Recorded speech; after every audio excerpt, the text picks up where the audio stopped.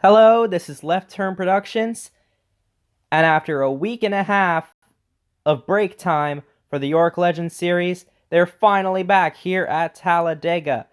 This is race number 5 of the 8-race season, and the second in a chain of 3 restrictor plate races in a row. So 2 weeks ago, actually, we went to Tiburon, and we tried out a tandem drafting package, and it worked out pretty well, especially for winner Caleb Campbell, who took not only the win, but also the points lead, as he now holds a 7-point lead over Brendan Creason coming into the second half of the season. Talladega, the 2.66-mile super speedway here, known for the odd placement of the start-finish line. 25 cars will take the green flag out here at Talladega, Alabama. So before we start the race, actually, we do have another starting command. This one is by NF Nation 48. Drivers, start your engines. The engines roar to life of the 25 cars that are starting this race as the field rolls off pit road. We are not going to get into the starting grid here. Row 13, shotgun on the field. Kind of surprising, James Johnson in the number 32. Row 12, Eddie Benzie, and Scarlett Rose has returned, but only for a little bit. During the first caution, she will pull the car down and swap with her relief driver, Sarah Cox, as she is still recovering and will not be able to run the entire race at a risk of possibly crashing the car and hurting herself more. Eddie Benzie starting alongside her. Row 11, Extreme Chevy 2 and Little Ice Wall. Row 10, Dylan Kroom and Zachary DeLello. Row 9, the points leader Caleb Campbell starting pretty deep in the field, and Ryan Kendall. Row 8, Jake Hoover and Angel Crockett, a couple Caleb Campbell Motorsports cars side by side. Row 7, Brendan Creason and Brady Wilmington.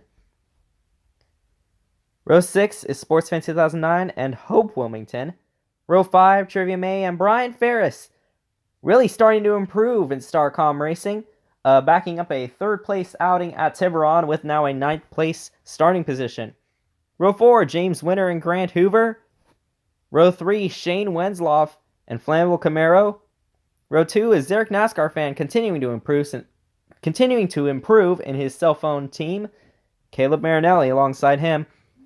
And on the front row, Landon Markham, who has been extremely fast in qualifying as of late, no matter what track. And Jacob Hertzner is on the pole, and he will collect that extra championship point. 25 cars rounded out to turn 3 and 4. Pace car rolls off. Remember, that extra bit of time going up towards the start-finish line may play a factor in this race, as it gives second place a better opportunity to take a swipe at the lead. The field rolls past the start-finish line. Jacob Hertzner and Landon Markham lead them. We are green. The field rolls by here.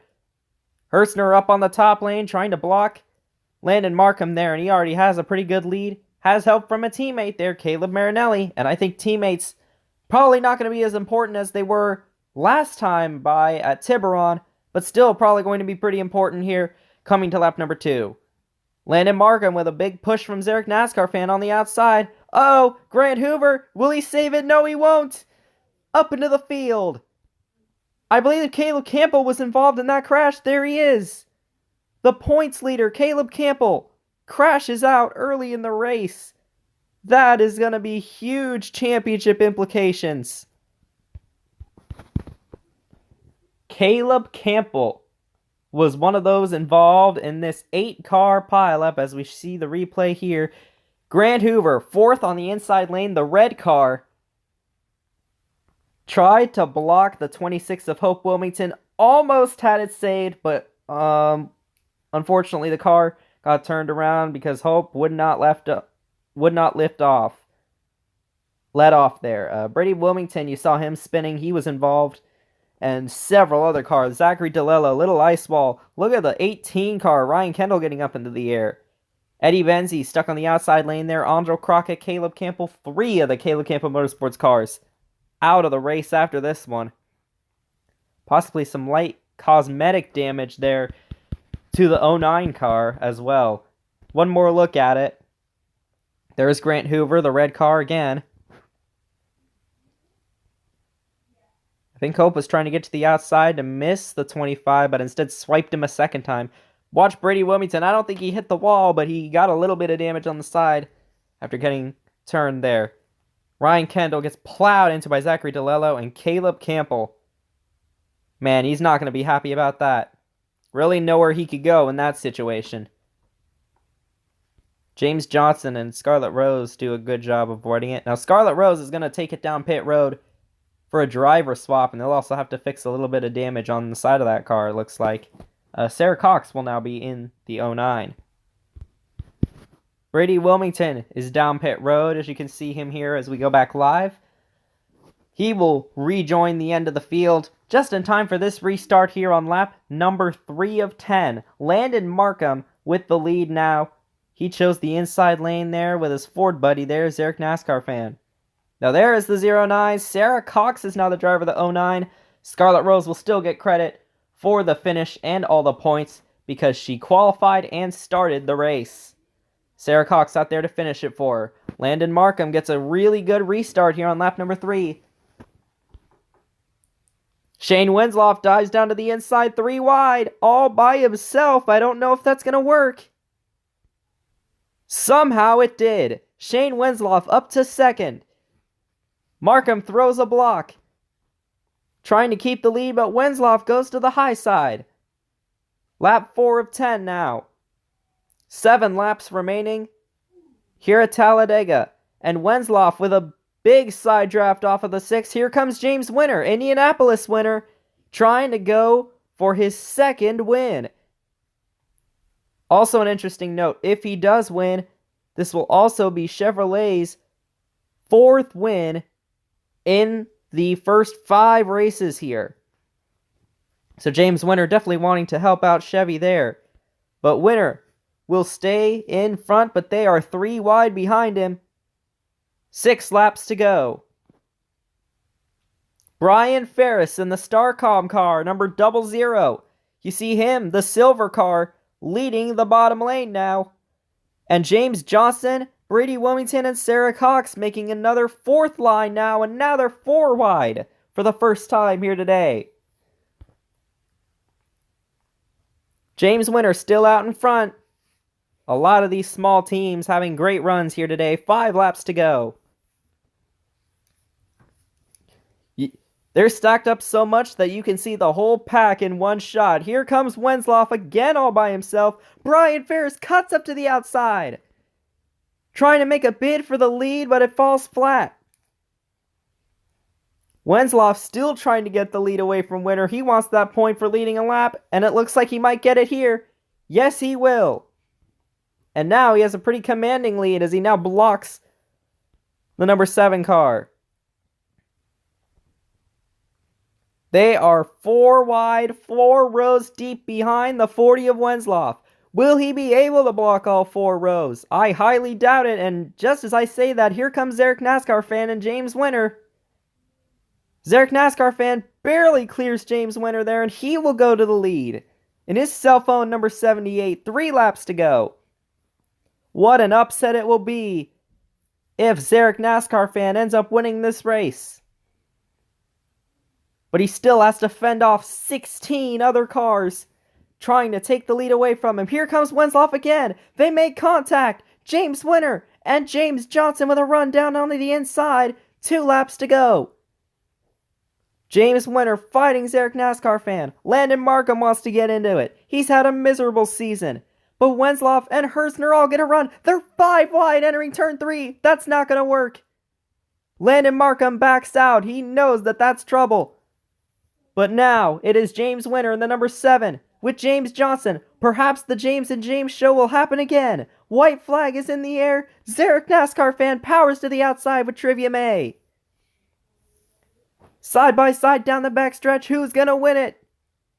Trivia May tries to poke her nose in. Oh no, the 78's around. Back up the racetrack, big crash. Shane Winslow into the catch fence. And that is the entire field collected in that one. The caution flag has flown. Who is going to make it back to win the race? It's the 10 car of SportsFan 2009, I believe. The first one to cross the finish line, and I believe that makes him the winner. Brady Wilmington and Brendan Creason side by side for second there. Flambeau Camaro as well. And there's two more there. It looks like Dylan Kroom and Caleb Marinelli, who finished the race underpowered. Just 6 cars made it back around to the finish line. Look at the mess in turns 3 and 4. There's one car that's up on its roof and in a kind of a tough position, but they're getting him out. I believe that's James Winner. Wow, what an explosive ending to this race. Here is a replay of the chaos that happened on the final lap. Going down the backstretch, Zarek NASCAR fan and James Winner side by side for the lead. Trivia May in the 84 right there, trying to poke her nose in there. Not enough room. Tried to force it through there. But again, not enough room. Caused the 78 to go around. The 7 to also go around. And look at that. James Winner flips over onto his roof. Shane Wensloff launches over. I think that was Jacob Hertzner. And flies into the catch fence right there. It looks like there were a couple of cars there that might not have gotten any damage. But I don't know. Just about everyone was in it. And I saw at least 3 cars getting airborne in that crash. Let's look at it one more time. Let's study the 6 cars that were able to make it back to the start-finish line. We'll look at them here on the backstretch. So first off, on the bottom, in the blue number 62, Brady Wilmington was able to make it back to the start-finish line. 3rd car in line on the bottom. In the 2nd lane from the bottom, the last 2 cars in line in that lane, Brendan Creason in the 8th, the silver car, and SportsFan 2009, who ends up crossing the line first, is right behind him. In the 3rd row, we have Flambeau Camaro in the very back, and in the 4th and most outside lane, the 2nd car in line is Caleb Marinelli, and the 3rd car in line behind him is Dylan Kroom. So let's see how they are able to drive it back. There's Wilmington down there. Caleb Marinelli and Dylan Kroom are right in the middle of that. Oh, Sarah Cox almost missed that crash, but ran into the back of Jacob Hertzner as he came down back onto the track there. Caleb Marinelli and Dylan Kroom were right in it and had the 40 go over them, but somehow managed to keep it going. Great job for them to be able to get a 5th and 6th place finish. But we just gotten word that the finish is actually under review. The confusing thing about all this is that the caution came out when the crash was happening, right in the middle of it. And when the caution comes out on the white flag, the field is frozen and the race is over. So the running order at the time of caution, out of the drivers that made it back to the start-finish line, is the finishing order of the race. So SportsFan 2009 may not have won this race. This replay will show it right here. Up in the top left corner, you see a green square right there. When that green square turns yellow, that is the moment that the caution came out. So as you can see right there, they're going down the backstretch. Watch for those same cars that missed, or that were able to drive it back. They're still going. Yellow right there. And it looks like the highest of them all, they're saying Caleb Marinelli. You can see in the number 31, and they have announced it, Caleb Marinelli has won this race. Caleb Marinelli and the Richard Childress Racing number 31, despite having a battered and bruised car and the last out of the 6 to cross the finish line, will get credit for the win here today. And they said that the entire lineup there as how they crossed the finish line was not actually how they finished. Dylan Kroom got credit for second place. Brady Wilmington third. Sportsman 2009, who probably thought he won this race, ends up in fourth. And then it was Brendan Creason and Flammable Camaro. And so, as you can see right here, there is the results, which reflects exactly what was announced. Marinelli gets the win. I'm sure that is a heartbreak for the colleague racing team, the number 10, Sportsman 2009. Probably thought that they had the race won, but he was the only car that did not get any damage in that crash. And that's a tough way to lose for sure. I feel bad for them. Again, Dylan Kroom finishing second. That's a big break for him. Brady Wilmington, who was out of the championship hunt after that incident at Tiburon, is now back into it with a top 3. Brendan Creason might get the points lead back from Caleb Campbell since he had a bad race. And he continues his streak of being the only driver now, since Caleb was unable to finish the race. He's now the only driver that has finished all 5 races this season, and Flambeau Camaro 6th. Jacob Hertzner, James Winner, Zarek NASCAR fan, and Shane Wensloff round out the top 10. Wensloff getting that top 10 despite going right into the catch fence, and James Winner was actually landed on his roof, and he still gets an 8th place. And here you see the rest of the field, all of them DNF. Scarlett Rose gets credited with 12th place. Sarah Cox finished out the race for still 12th place, and as you saw in the replay, almost won it if she had just avoided the number 3 car there at the end. There you see some other ones. Landon Markham looking to have a good day. Unfortunately, DNFs yet again in that number 6 car. Just has no luck in this series. But he still finished ahead of a lot of other drivers, so I guess he can't feel entirely bad about this one. James Johnson, Extreme Chevy, Jake Hoover. All 4 of the Caleb Campbell Motorsports cars were unable to finish the race, but most of the teams were unable to finish the race, so yeah. Brian Ferris, who was looking for something to back up his top 3 run at Tiburon, not going to have the finish that he wanted, but he sure had a heck of a run out here today, even battling for the lead. There you see Grant Hoover, Hope Wilmington, Ryan Kendall, and a few others that have had some woes here in their seasons as well. Caleb Campbell, the big one there, as well as Andrew Crockett. So here are now what the points look like. Brendan Creason, as you can see, has gotten the points lead back, and now I put how many points they are back of the leader on the side there in blue. Caleb Campbell, 12 points behind. Not a huge gap, but it's a pretty comfy one with 3 races left to go in the season. Brady Wilmington jumps back up to 3rd in the points after falling to 6th after his rough outing at Tiburon. Flambeau Camaro sits pretty in 4th. Angel Crockett still 5th in the points. Caleb Marinelli, James Johnson 6th and 7th, and Trivia May in 8th. Those are probably all the drivers that are still mathematically eligible for the championship with 3 races to go. I'd say only the top 4 really have a reasonable chance for getting the championship, but 5th through 8th could get it if a miracle were to sway their way. James Winner on back, I believe none of them will be able to win the championship unless something very drastic happens. See Winner, Jacob Hertzner, Zachary DeLello, Jake Hoover, and you can see everyone down on back there. So yeah, congratulations to Caleb Marinelli for that win. Kind of an odd way to win a race, I could say, for myself.